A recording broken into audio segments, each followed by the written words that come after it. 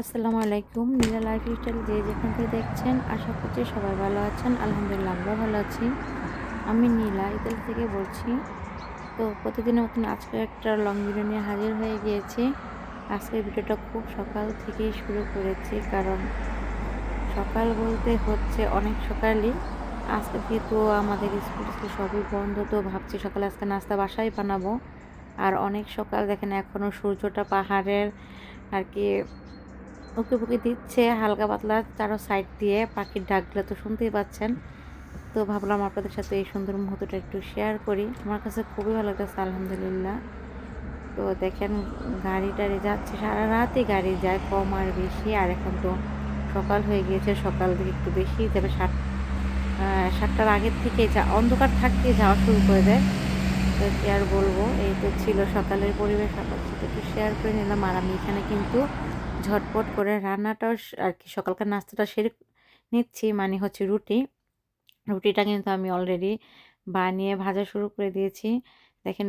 আর পাশে কিন্তু চাটা হয়ে গিয়েছে। তারপর আমি একটু ডিম করে দিয়ে আগুনের উপরে বসায় রাখছি যাতে গরম থাকে। আর এই যে আমার পরোটা বানানো হয়ে গেছে। আর এটা যেন একটু কেমন যেন হয়ে গেল, তো যাই হোক অনেকদিন পর বানিয়েছি। তো আলহামদুলিল্লাহ যাই হোক, পরেরগুলা কিন্তু ভালোই হয়েছে। তারপর খাওয়া দাওয়া করেছি, খাওয়া দাওয়া করে ছেলে তো ছেলের বাবার সাথে বাইরে চলে এসেছে। এখন আমার কাজ কি, আমি একটু হাঁটাহাঁটি করবো আর ছেলেকে নিয়ে যাব। তো আসছে ছেলেকে নেওয়ার জন্যই মূলত, পরে আবার বাসায় কাজ আছে, পরে চলে যাব আর কি। একটু ও আসতে চায় ওর বাবার সাথে, আর ছুটি যেহেতু ওর বাবা নিয়েও আসছে। তো প্রতিদিন এই ওর বাবার কাছে থাকার জন্য স্কুলে যাওয়ার সময় একটু ইয়ে করে। তো গাড়ি আসলে গাড়ির সামনে আর এরকম করে না, মোছামুছি করে না।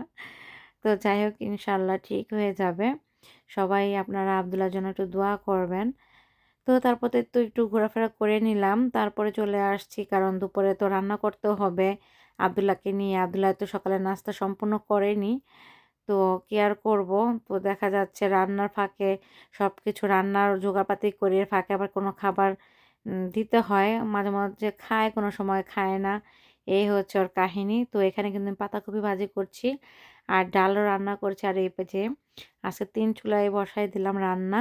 আর এখানে গরম ফ্রাই প্যানের মধ্যে দিয়ে দিলাম তেল। তেলটা গরম হয়ে আসছে দেখেন, তেলটা গরম হলে সাদা হয়ে যায়।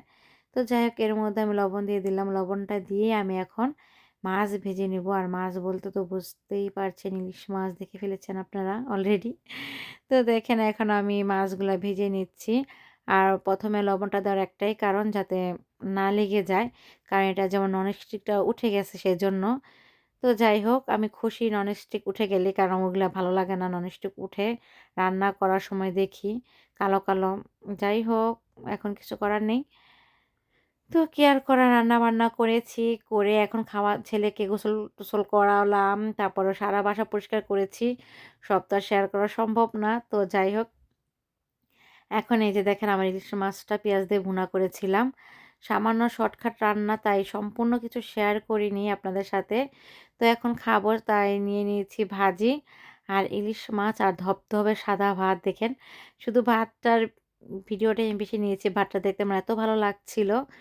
তো আলহামদুলিল্লাহ খাওয়া-দাওয়া করে বিকেলে এই যে কাপড়-চোপড়ও একটু ধুয়ে দিয়েছিলাম। এগুলো নিয়ে যেতে হবে, কারণ পোকামাকড় শীত আসার সাথে সাথেই ওদেরও আগমন হয়ে গিয়েছে। আর এই যে স্কুল থেকে আব্দুল্লাহর রুমালটাও দিয়ে দিয়েছিল ধুয়ে দেওয়ার জন্য। ইনশাআল্লাহ সোমবারে শুকিয়ে একেবারে নিয়ে যাব। আব্দুল্লাহর সাথে করে দিয়ে দিব গাড়িতে। আর বাসারও কিছু কাপড়-চোপড় ছিল সেগুলোও ধুয়ে দিলাম। আর এই যে একটু বিকালটা সুন্দরভাবে কাটালাম আলহামদুলিল্লাহ। আর আমার ছেলে 2 বেলাই বাইরে যেতে হয়। তারপরে নিয়ে আসছে ওকে। এখন আমরা মা ছেলে মিলে বাংলাদেশের পটেটো চিপস খাবো। আর এই যে এই খাবারটা আমাদের ছোট বড় সবারই প্রিয়। তো আমরা বাংলা দোকান থেকে নিয়ে আসছিলাম। তো এখন এই যে রাত্র হয়ে গিয়েছে, ছেলে ঘুমিয়ে পড়েছে। এখন আমার খাবারটা আমি অলরেডি খাওয়া শেষ। দেখেন আমার গাছ থেকে মরিচ নিয়েছি, ডাল নিয়েছি আর ওই যে ইলিশ মাছের ভুনা। এখন ভাতটা খাবো। তো আমার ভিডিওটা কেমন লাগছে আপনাদের কাছে অবশ্যই জানাবেন। যদি ভালো লেগে থাকে অবশ্যই লাইক, কমেন্ট, সাবস্ক্রাইব করে পাশে থেকে যাবেন। আর কেমন হয়েছে অবশ্যই কমেন্টস করে জানাবেন। আজকের ভিডিওটা এই পর্যন্তই। আল্লাহ হাফেজ। পাশে থেকে যাবেন।